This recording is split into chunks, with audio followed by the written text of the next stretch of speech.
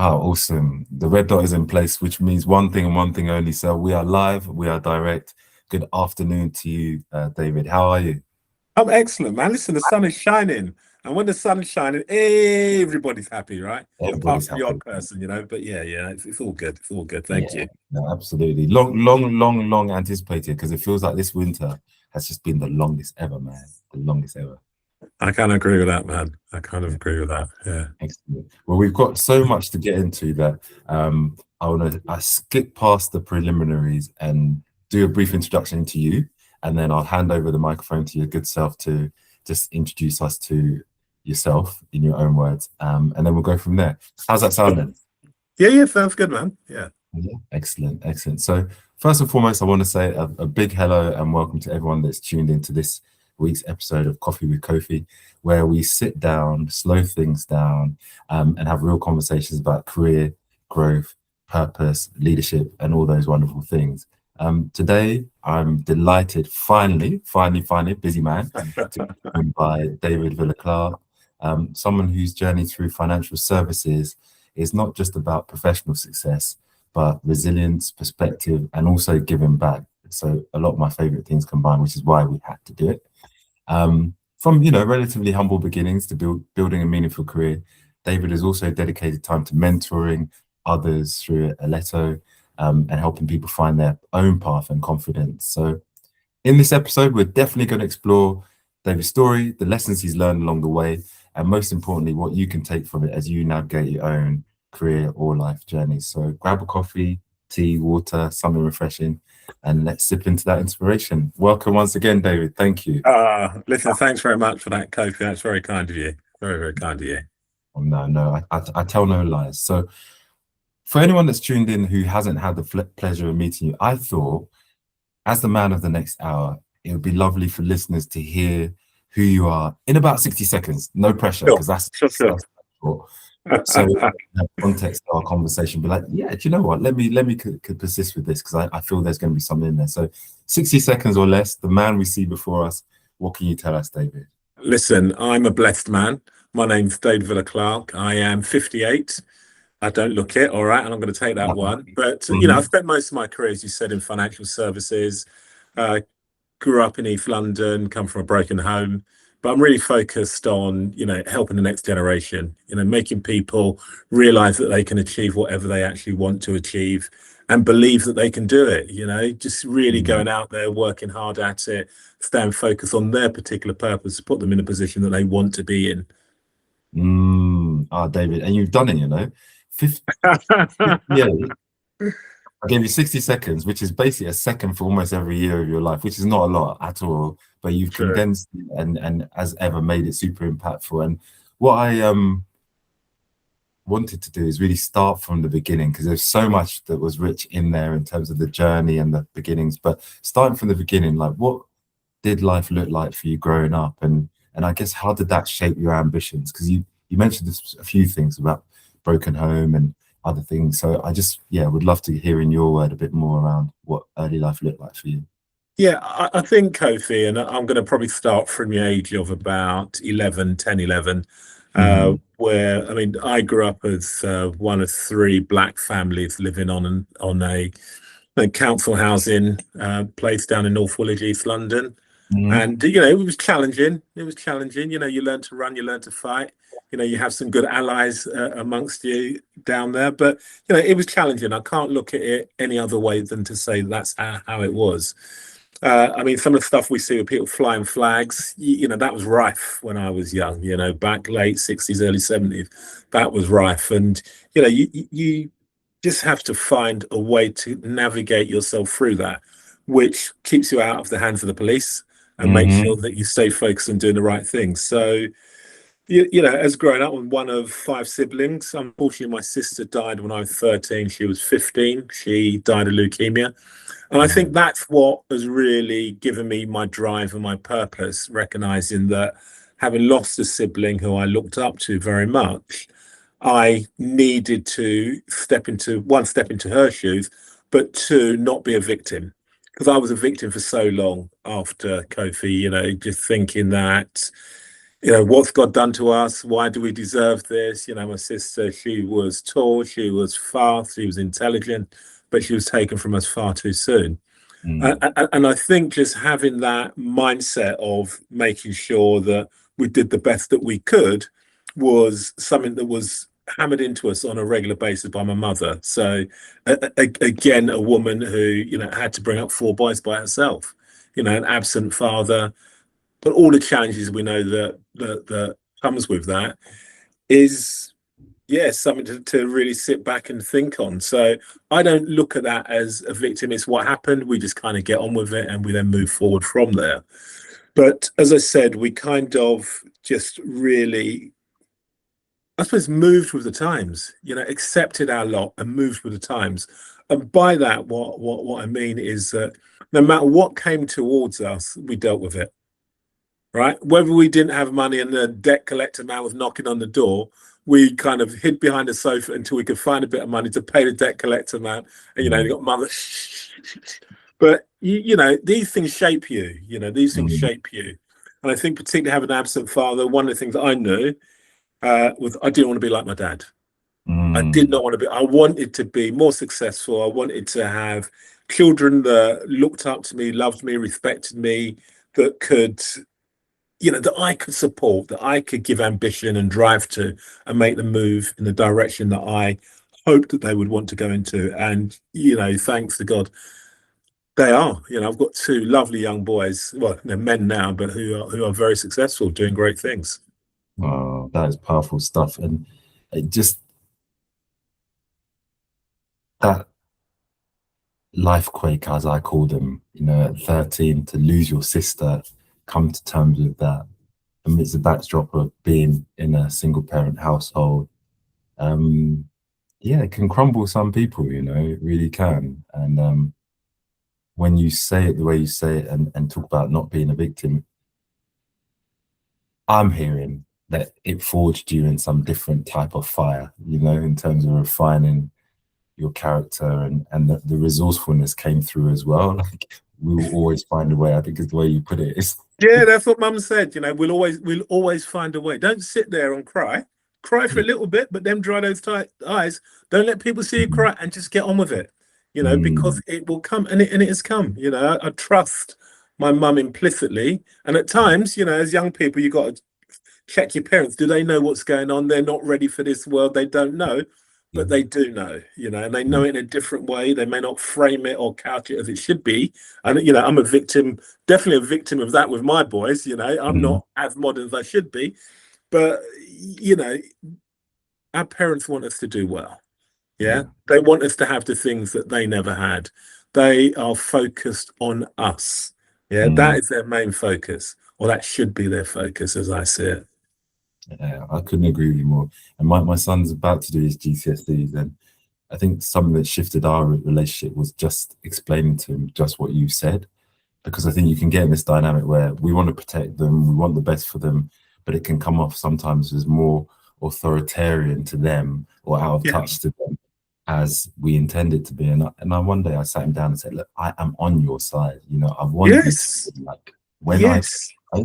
for the last time, David, the legacy I leave behind is not anything more than the children that I've raised to go out and do. So I Yeah. said that to him, and it wasn't immediate. I think thereafter he started to actually understand that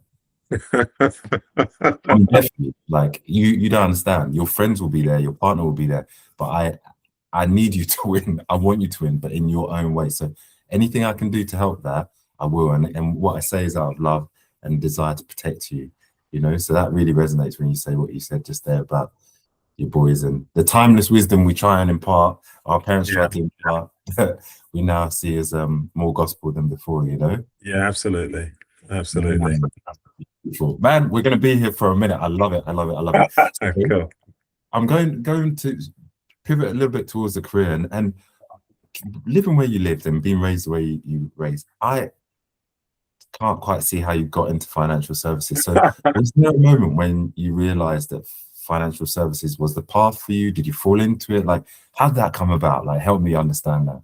Yeah, I think I didn't go to university. One, couldn't afford to, and two, none of the teachers talked to me about university at school. So I went to one of the largest Mm. comprehensives, and I did not feel that I got the education as a young black boy as I should have got.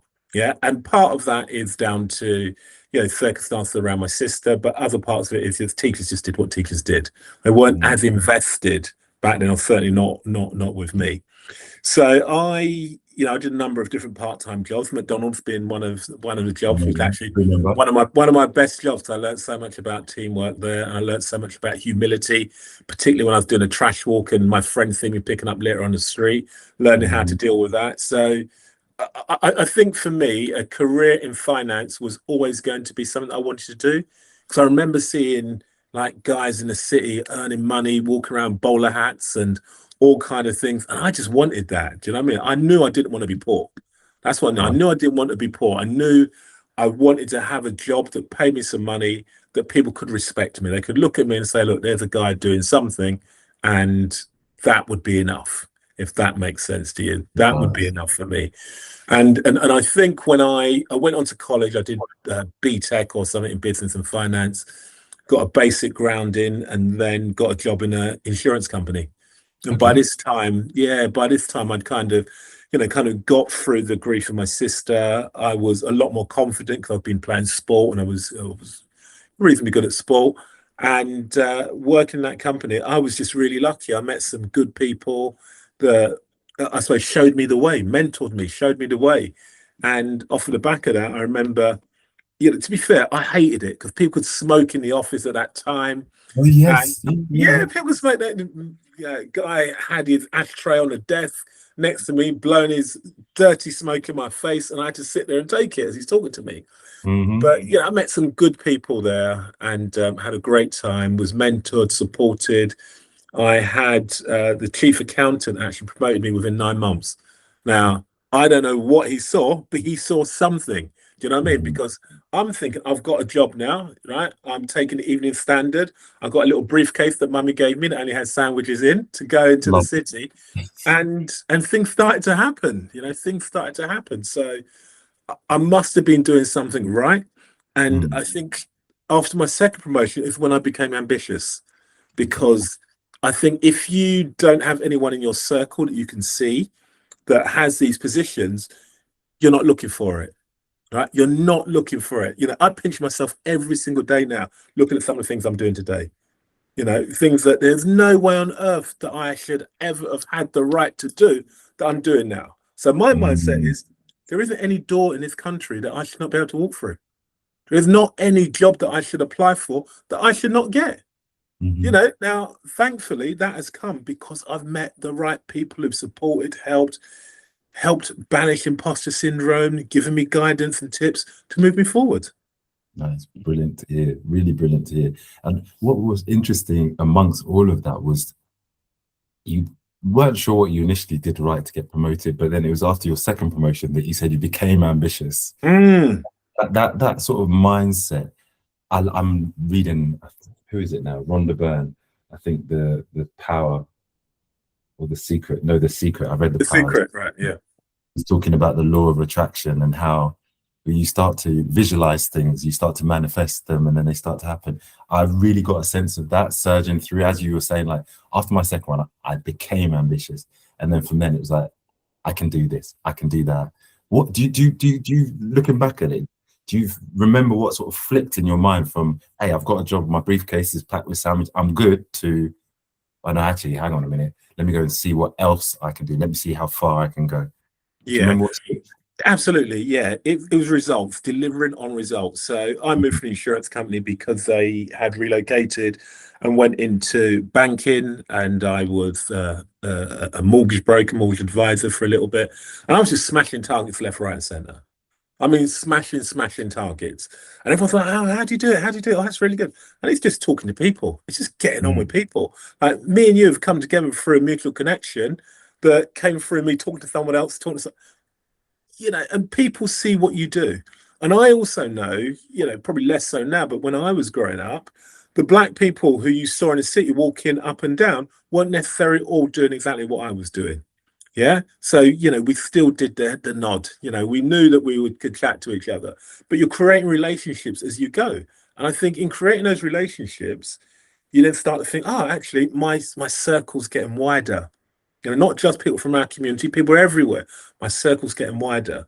I'm smashing results. People are talking about me when I'm not in the room, but talking to me at this level. Listen, I look a certain way, right? I looked a certain way back in the 1980s when I come in the city. So I had to be seen for the right reasons. Because if I was seen for the wrong reasons, they know it's me. Do you know what I mean? There's no hiding place. They knew it was me. So yeah, I just got my head down and just got on with it. And just every time I got a little raise or a little reward or an achievement, I just wasn't satisfied. I wanted more.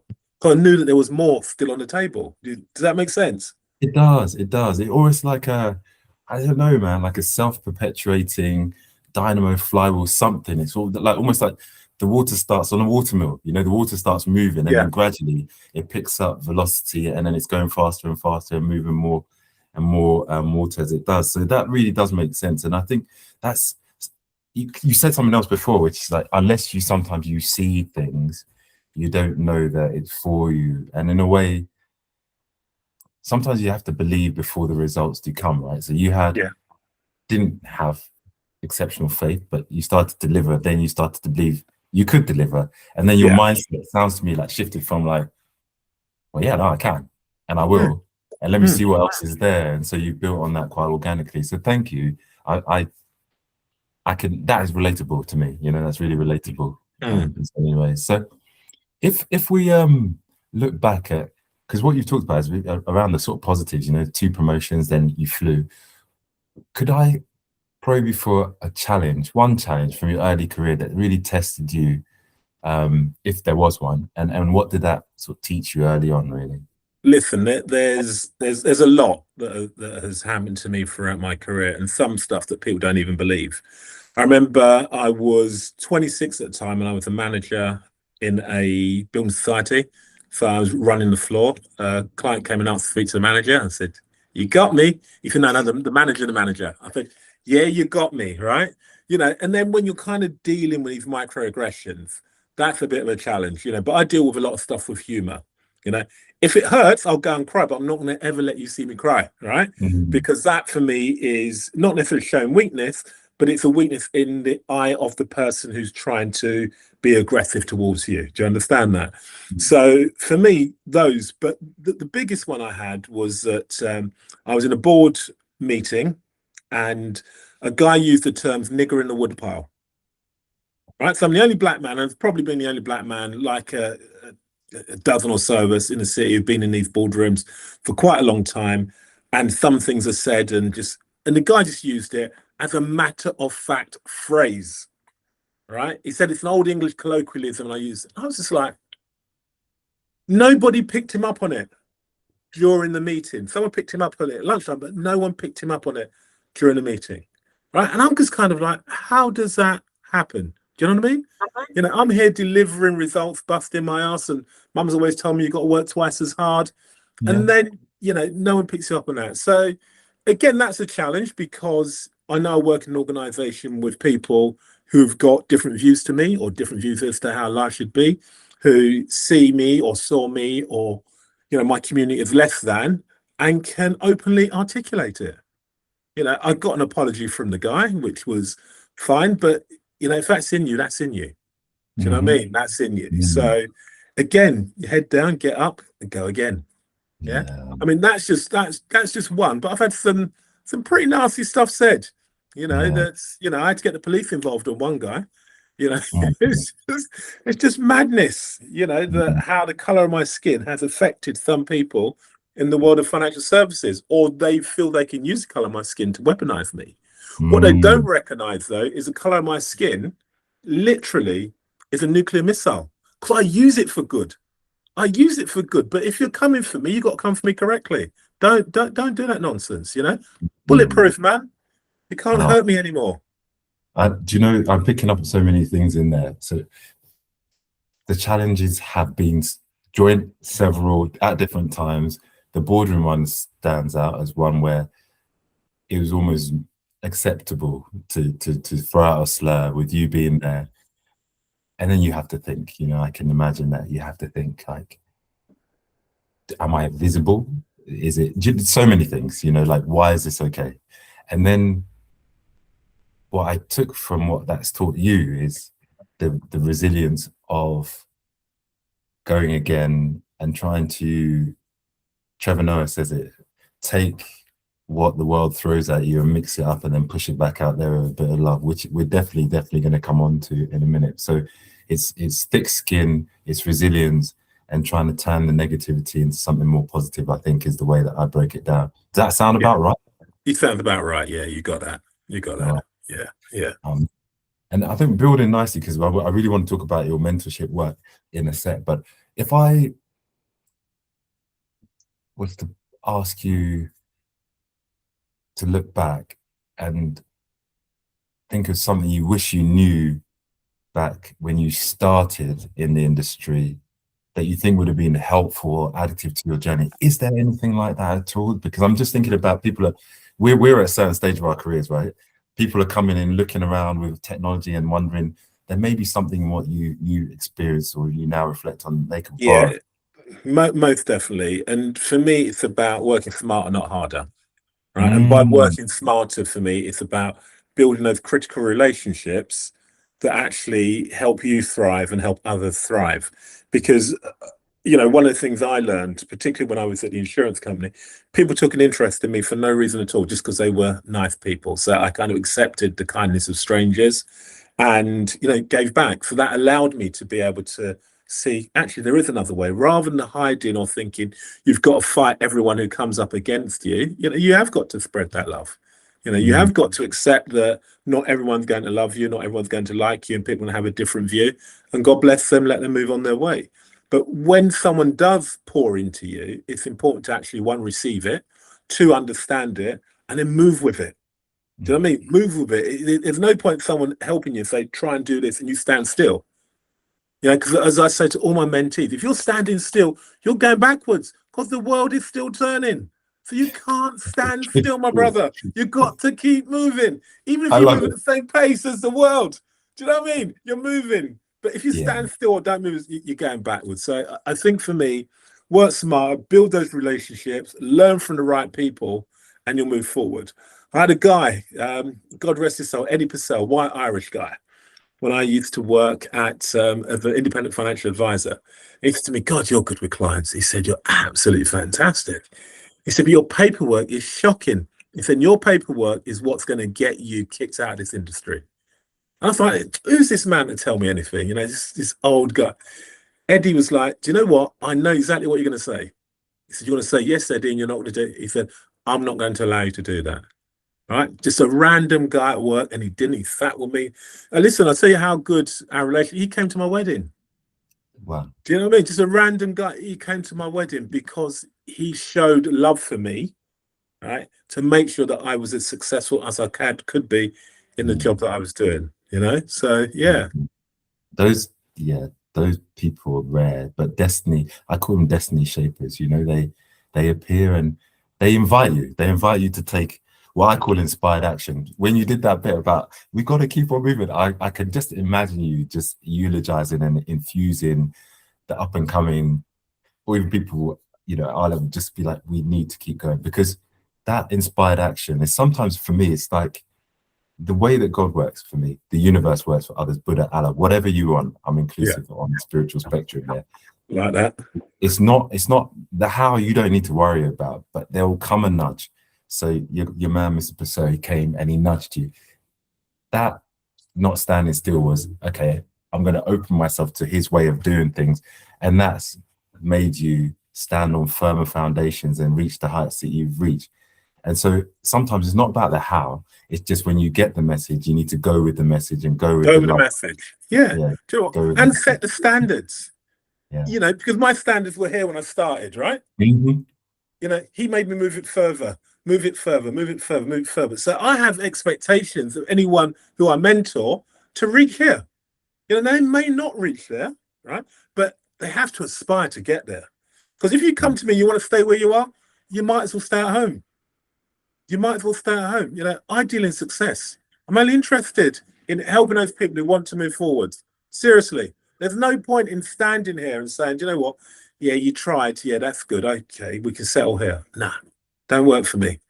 I love it. I love it. Do you know, this is I can already tell you now. This is going to be one of my all-time favorite ones. I'm going to be playing this. I've got the phrase. I'm going to. In fact, can we get t-shirts? Ideal in success. That alone. Ideally, listen, honestly, it's, my parents are from the Caribbean, and I'm not sure if you ever saw Parent Swap, but there was a boy called Nathan. He wanted to smoke in Barbados, and he's talking about Martin Luther King free rights, and he met his Bayesian parents who were just like strict, right? And Nathan was talking to the mum, and she just said, Nathan, Nathan, Nathan, you are in Barbados, right? To me, you're not at home. You can't do what you want to do. You're in my house now. You have to operate as though you're in my house.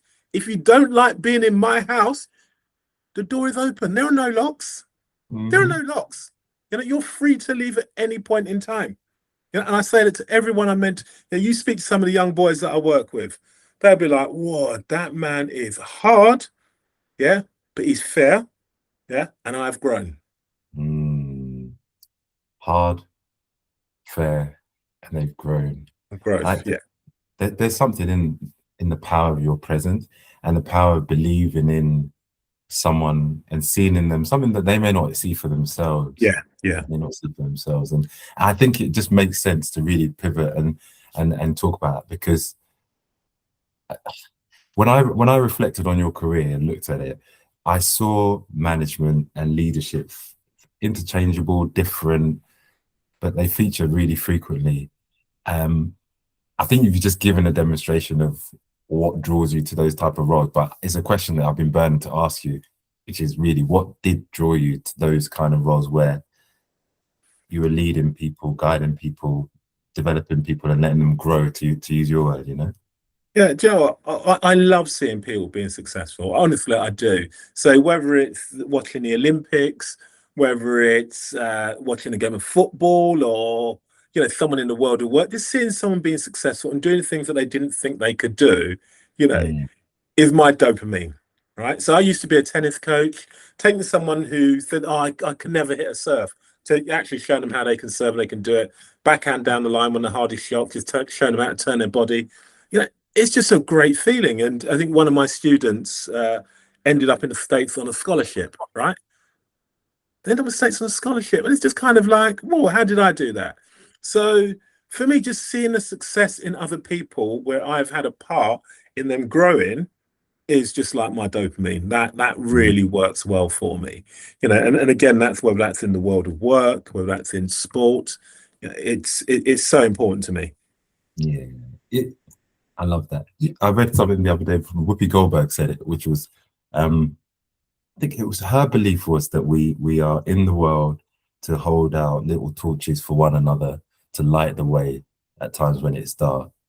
And I think what you just said makes me feel that even more. That's why it's come to me to say it, because you've held torches for people who they can play or they can't play, but you make them play better with like challenge for sure, but from a place of love, so like loving, supportive challenge where you believe they are capable of more than they may even see in themselves. And that's no doubt, like you said, a rewarding thing to know. I supported that. It's not about me, but I've supported that. That's what I get. It's not for self-glorification. More, I've helped that person grow and be better. That's what I'm getting from it. Is that fair to say? Yeah, it does. And I'll give you another example, Kofi, in that there's a guy called Daniel who wanted to get into financial advice. He just sent me his CV randomly. So I thought, do you know what? Let me give this guy a chance. I'm going to call him. All right. So I called him completely out of the blue. Hello. Like, that's how he answered the phone. And I'm like, this is a man looking for a job. So I said, who is this? He said, oh, it's Daniel. So I said, right, this is David Villa-Clarke. You sent me a CV. I'm going to put the phone down. I'm going to call you back when I start again, because that's not how you answer the phone to me. Right? And listen, we went on to have a beautiful, beautiful relationship. He ended up coming to work for me. He literally sat next to me, learned how I do things, and he's gone off to be his own financial advisor. Right? So if you don't know, then you will continue to answer the phone like that. Do you know what I mean? If that's acceptable in your household or with your friends, you'll continue to do that. But it comes back to what I said about having those standards. And some people may think, do you know what, I don't know, I don't really want to go there. It's because they don't know that they can get there. I know you can get there. I know Mm. you can get there. If I show you, you can do that. But they don't know they can get there if they choose not to do it. They take the Mm. path of least resistance, you We know? do this. We Yeah. definitely do this. It's ironic, isn't it? Because I see us as confusing beings. On the one hand, if I pick up my phone, it does things that the first phone I had, I remember it now, it's like a Nortel. I think I could get 20 minutes of talk time from it and no internet connectivity, maybe in one basic game. And I was so blown away. I was gassed, David. I was gassed. Now, the phone I have has replaced my camera, has replaced my need for a PC. I can do banking from it, tap into social media. So we are progressive creatures, but at the same time, like you say, we're prone to this is comfortable. I'll just stay here and let me not risk it for a biscuit, as I call it, and try and Yeah. do something that may be uncomfortable or maybe look foolish because I reached for it, but I didn't quite make it. If that makes sense. Yeah. I see it all the time. See Mm. it all the time, it's a disease. Yeah. So if you think the education system in the UK is different to the education system in the US. Now, Mhm. if you start to think about two young boys growing up, one might be taught to play football here, soccer for the Americans, might be taught to do American football, but they'll be doing debating. They'll be taught confidence. They'll be taught how to go out there to the point that some of them are actually very, very arrogant. But they Mhm. have that belief that they're going to win, right? In the UK, it's nice to take part. Mhm. It's nice to take part, but it's also nice to win as well. So if you're Mhm. taking part and winning, hey, now not everyone can win, but if you've got that mentality, you are winning. You're stepping forward because the only race you should be racing is against yourself.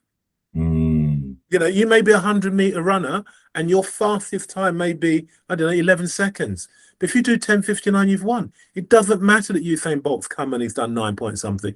You have still won. Run your own race, but win every time when you're running. Don't just coast and think, well, I know I can do 11. So if I do 11 again, that's really good. No, it's not. How do you go faster?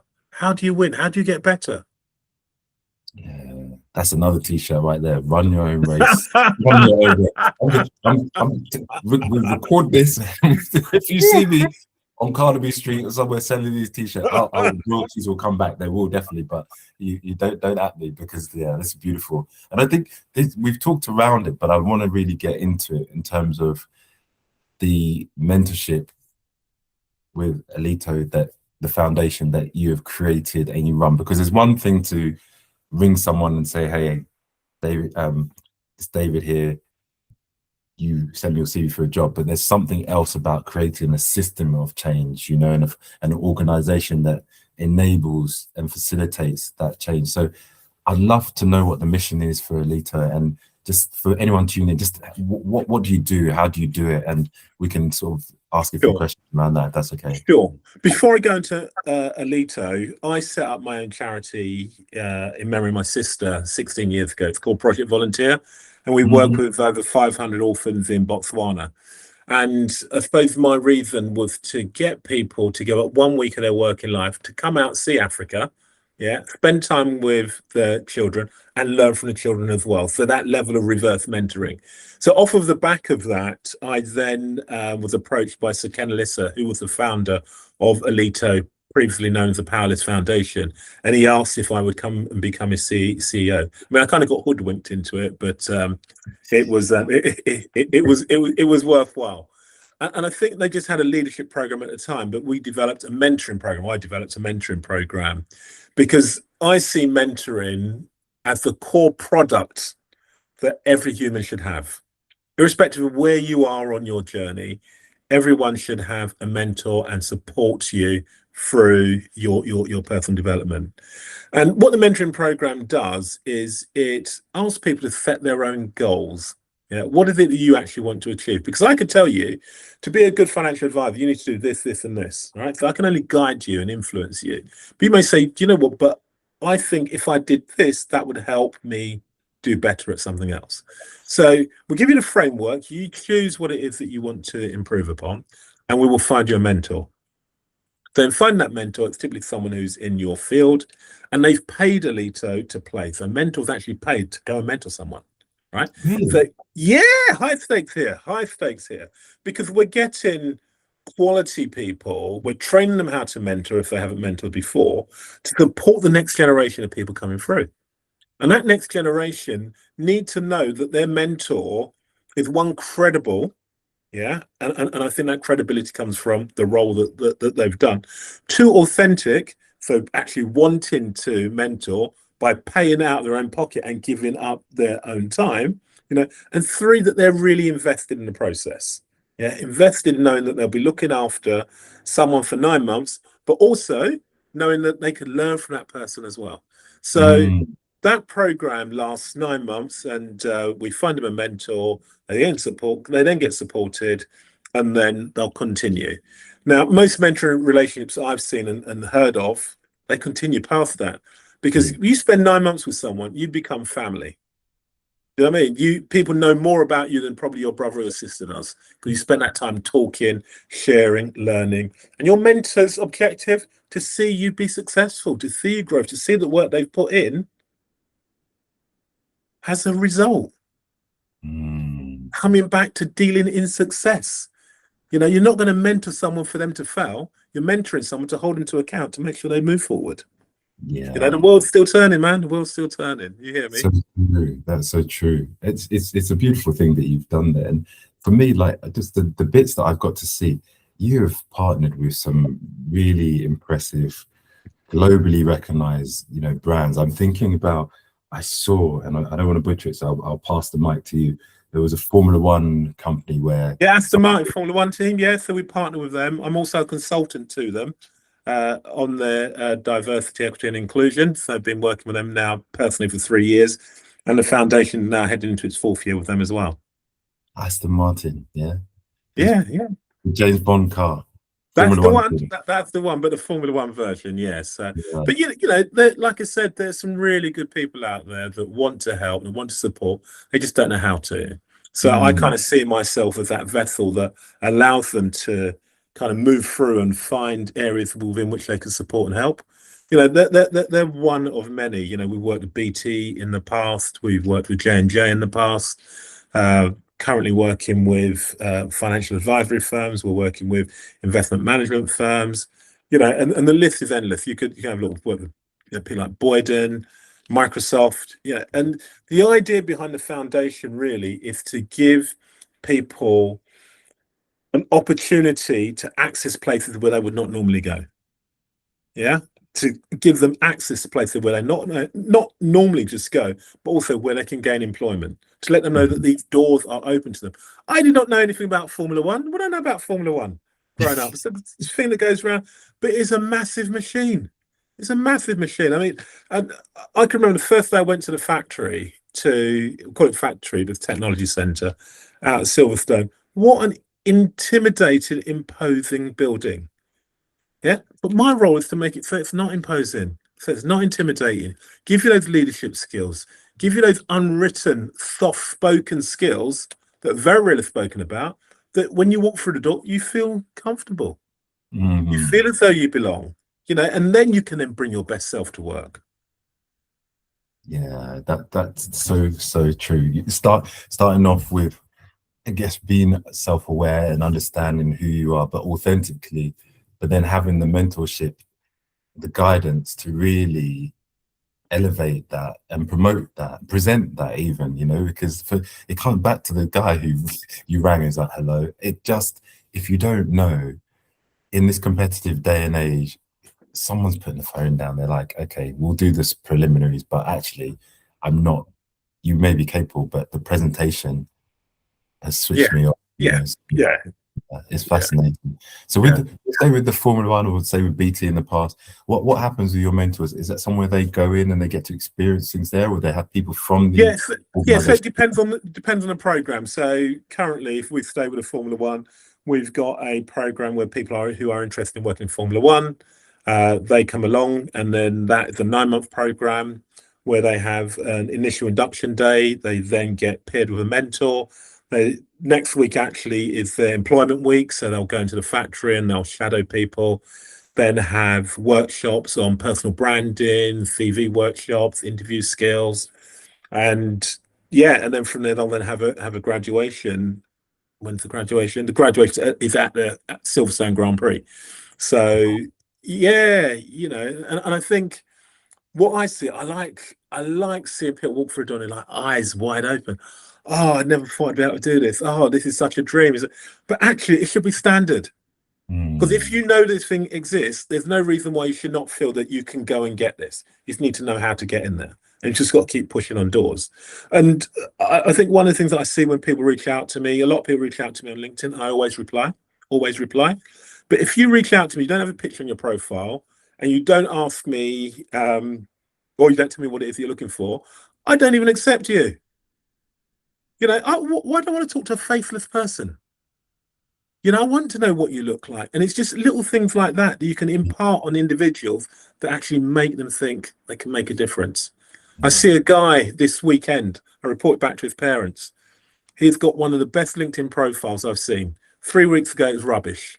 I can't lie, and I wasn't counting it. I wasn't saying, oh, if you did this, it would be a little bit better. That's rubbish. How do you expect to look at that and share that with somebody? And you're such a talented young man. Don't do this to me, right? Don't do this to me.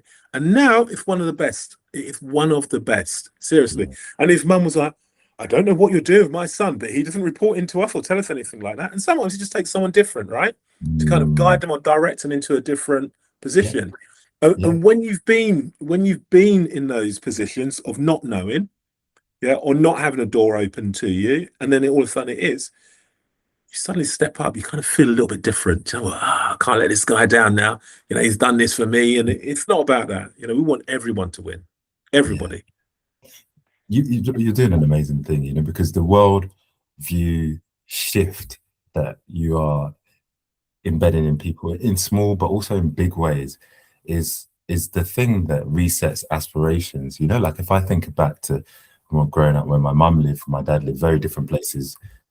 Council estate, South London versus suburbs, again, South London. Yeah. But if you are in that environment and you only see people doing nonsense, then nonsense we shall do, right? But if you have someone that says, you could do something different and let me show you. It's like your second promotion, now it's game on, and look at what you're doing now, look at how you're paying back. So I strongly advocate for this notion where talent is everywhere, opportunities aren't necessarily, but when you're given them, it's really grab it with both hands and let's move with it, like you've been doing. Really move with it. So God, I tell you, it's gonna be my favorite. It's gonna be I'm not say that too, because people will be like, I thought you said mine was favorite, Cody. This will be one of my favorite. It will be my top X, because there's some nuggets and I relate to you a lot. So I want to just keep us going, because I really want to, so many things I want to ask you about. I'm thinking where I take this next. I think that if we pivot to the current climate, and there are people in some record numbers that are appearing on my LinkedIn feed saying that they're open to work and they're looking for this and they're looking for that. And I suppose if I could probe you for one piece of advice or guidance that you find yourself frequently sharing with mentees, what would that be, just against that backdrop, Yeah, I think personal branding is so important. I really do. So, you use the word nonsense. If you are on social media and you get involved in nonsense, people find that somewhere, right? And whether that's who you are now or who you was back then, people are reading it now. So they see it as you now. They're not interested in that it was 10, 15, 20 years ago, or it's when you was a kid. They're interested in where you are now. So come correct. That's the first thing I would say. Come correct. Your personal brand means everything. Seriously, it means absolutely everything. So ensure that is on point. If you do use social media like LinkedIn, Instagram, TikTok, whatever it may be, make sure you're doing the right thing. Always make sure you're doing the right thing. And if your views are contrary to popular opinion, That's okay, but do it in the right way. Mm. Do it in the right way. So the first thing I would say is make sure personal brand is on point. Number two is be bold. If you don't ask, you don't get. That is so important. So if you see someone you want to talk to them. Literally talk to them, because people just kind of stuck on their phones all this time. They fail to look up.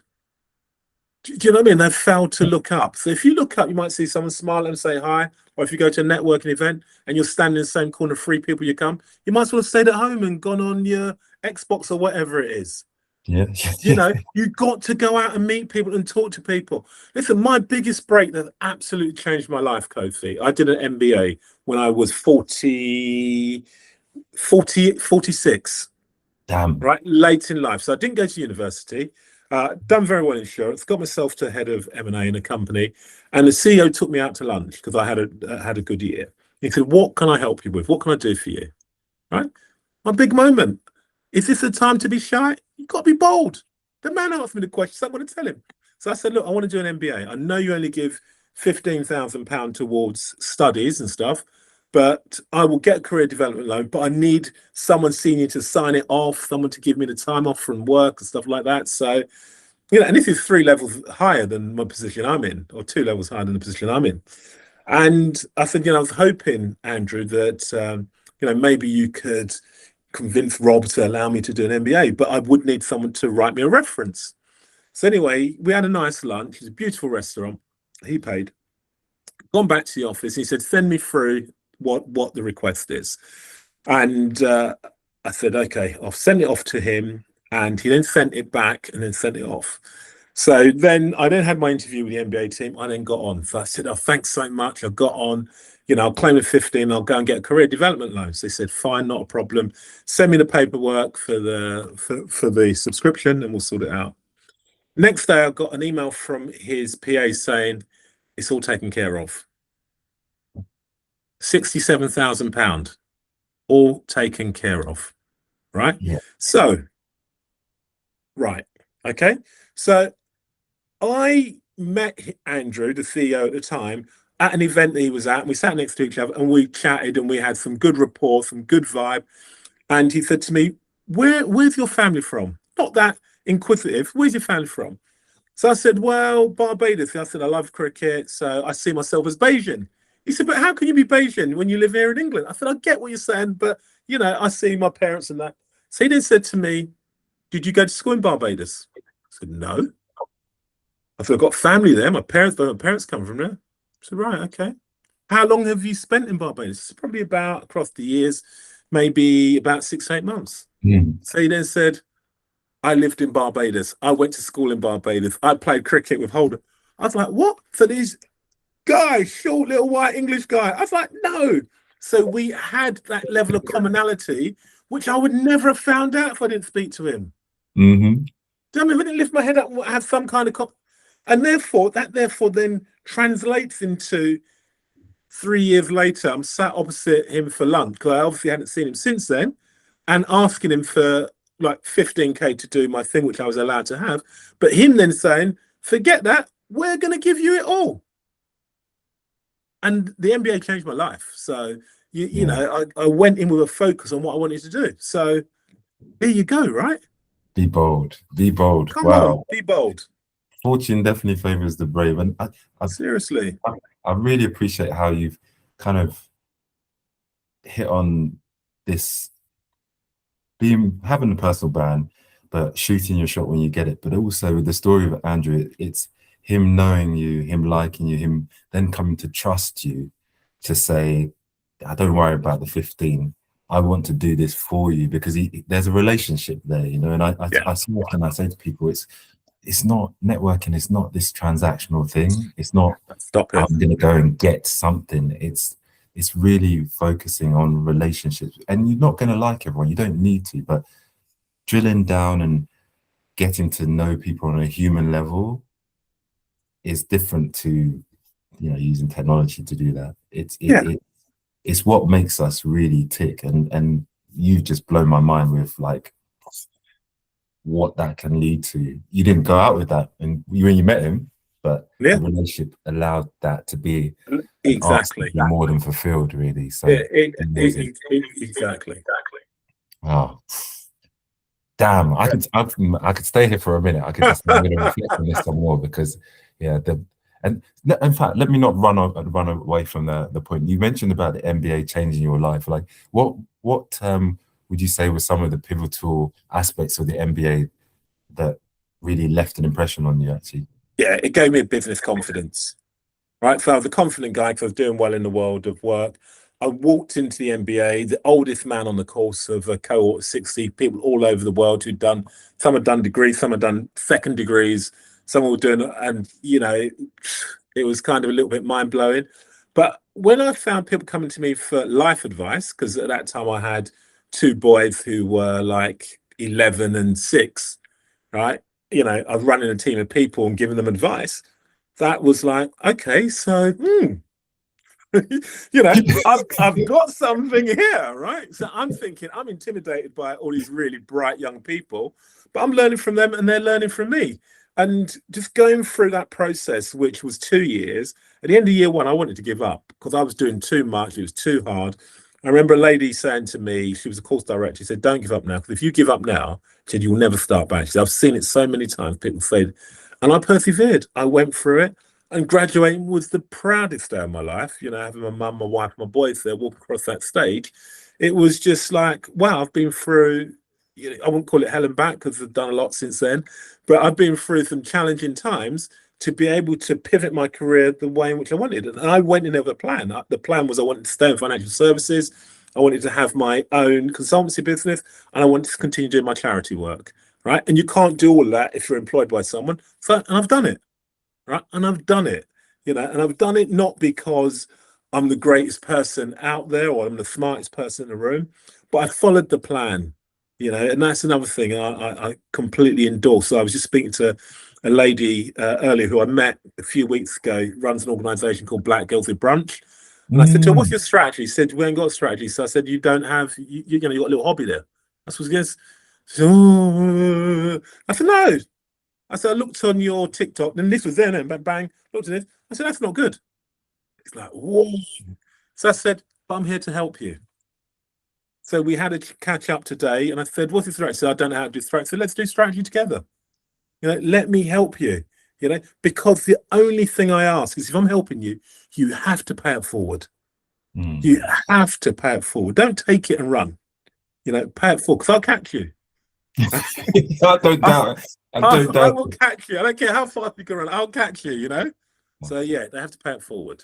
Amazing stuff. Like, honestly, having a plan and pivoting along the way, setting up your own consultancy, being able to do your charity work, now helping with the foundation, well, not helping, leading the foundation and building the partnerships, and then